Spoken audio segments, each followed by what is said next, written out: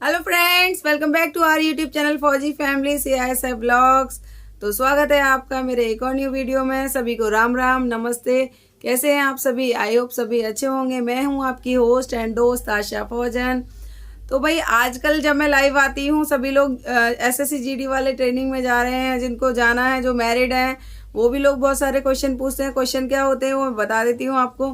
Question होते हैं, ma'am हम जाएंगे अभी मतलब बेसिक ट्रेनिंग खत्म करने के बाद जब हम क्वार्टर में जाएंगे तो क्वार्टर कितने दिन के बाद मिल जाएगा हमें, और मतलब क्या क्या फॉर्मेलिटीज़ करनी पड़ती हैं।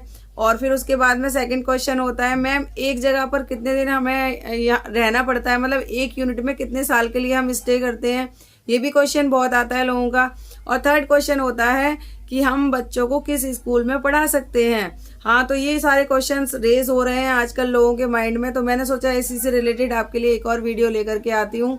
तो चलिए बताते हैं आपको सारे क्वेश्चंस के आंसर। बने रहिएगा पूरी वीडियो में, अंत तक देखिएगा सभी लोग।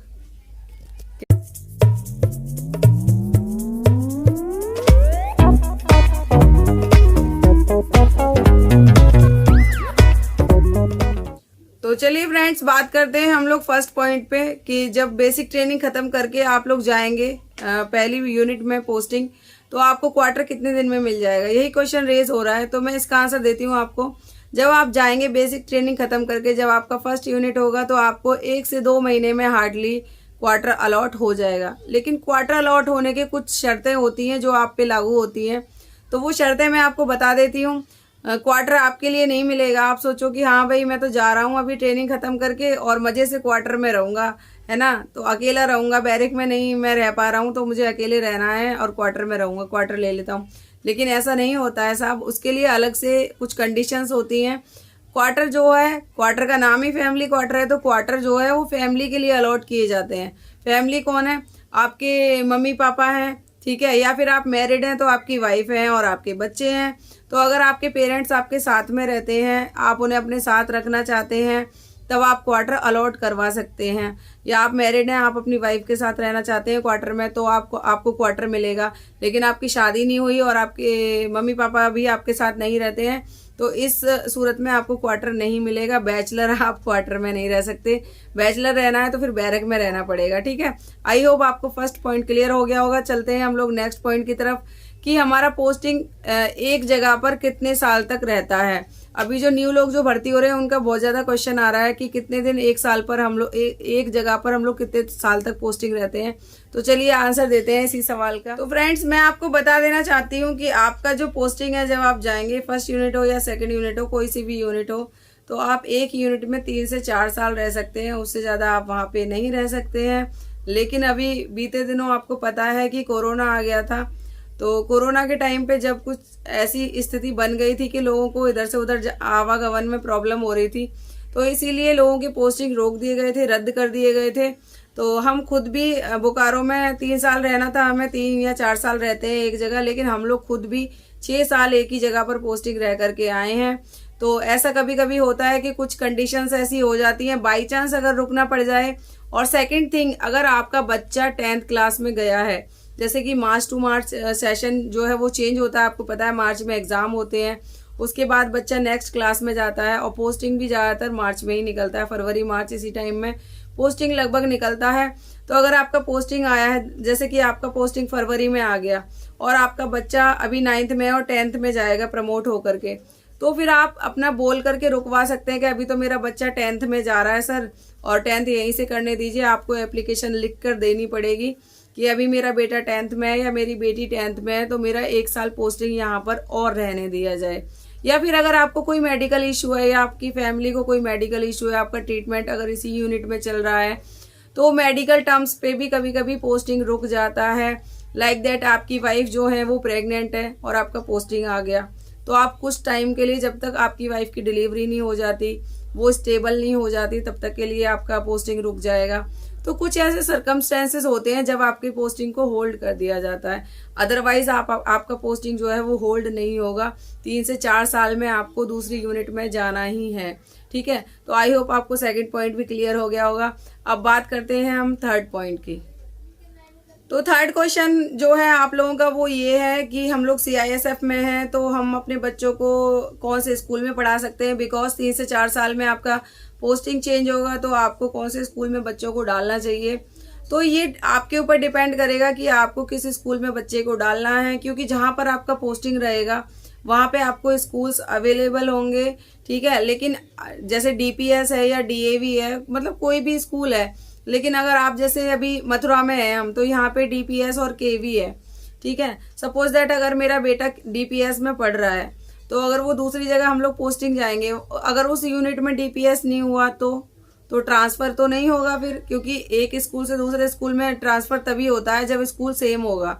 अगर DPS वहाँ होगा तो ट्रांसफर होगा, अदरवाइज अगर DPS नहीं होगा तो फिर से आपके बच्चे को टेस्ट देना पड़ेगा नए स्कूल में जाने के लिए, ठीक है। तो बहुत ज़्यादा प्रॉब्लम्स आती हैं फ्रेंड्स अगर बच्चे आपके एडमिशन, क्योंकि ट्रांसफरेबल जॉब है, बार बार बच्चों को आप इधर से उधर चेंज कराते रहेंगे तो वो सेटल डाउन नहीं हो पाते हैं। तो मैं अपना पर्सनली आपको बता रही हूँ फ्रेंड्स, मैं किसी को सजेस्ट नहीं कर रही हूँ कि आप भी अपने बच्चों को डालें। मैं आपको अपना बता रही हूँ, मेरी जो थिंकिंग है, मैंने अपने बच्चों को KV में डाला है, केंद्रीय विद्यालय संगठन, बिकॉज जो हमारा ट्रांसफरेबल जॉब है उसमें जो मुझे सबसे बेस्ट लगता है वो KV लगता है। बिकॉज अगर आपका बीच में भी कहीं से पोस्टिंग आता है लाइक दैट, जैसे अभी हम लोग जून में आए थे, पिछले साल अभी जून में हम लोग पोस्टिंग आए यहाँ मथुरा, और मेरे बेटे दोनों ही मतलब KV में पढ़ते हैं।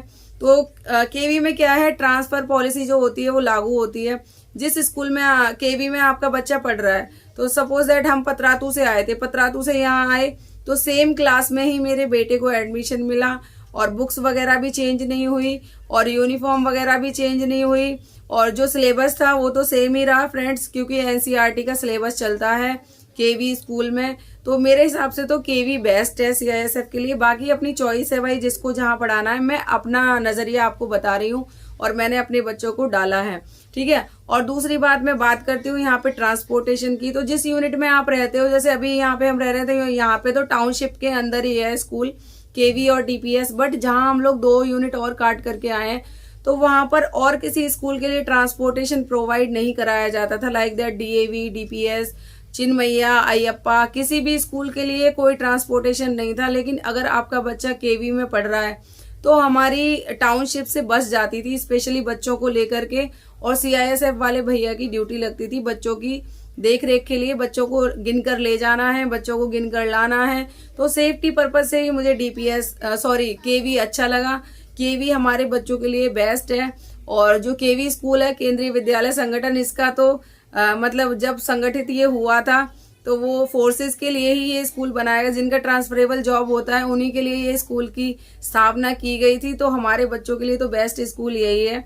बहुत से लोग बोलते हैं KV अच्छा नहीं है, अच्छी पढ़ाई नहीं है। तो देखो, मैं इस बात को बता देती हूँ, पढ़ने वाले तो किसी भी स्कूल में नहीं पढ़ पाते हैं, नहीं पढ़ने वाले किसी स्कूल में नहीं पढ़ पाते, और जिनको पढ़ना होता है वो प्राइमरी स्कूल से पढ़कर भी बहुत कुछ बन जाते हैं। तो ये डिपेंड करता है आप अपने बच्चे को किस तरीके से गाइड कर रहे हैं, क्योंकि टोटली आप किसी स्कूल पे डिपेंड नहीं हो सकते हैं। और हमारा जो जॉब होता है CISF वालों का, भाई कभी कभी 8 घंटे का होता है, कभी 12 घंटे का होता है। तो घर की जो लेडी होती है, फीमेल होती है, तो सारा कुछ कार्यभार जो होता है वो सारा घर की औरत के ऊपर होता है। अब वो किस तरीके से मैनेज करती है, क्या करती है, वो उनके ऊपर डिपेंड करता है, ठीक है।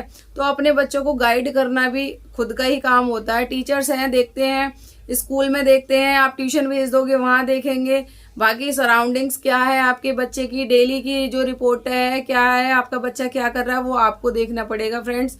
तो मैंने आपको स्कूल का भी बता दिया है। जब आपका जहाँ पोस्टिंग होगा वहाँ पे बहुत सारे स्कूल होते हैं, बहुत सारे नहीं होंगे तो 2-3 जरूर होंगे, वो आपकी चॉइस है आपको किस में पढ़ाना है, ठीक है।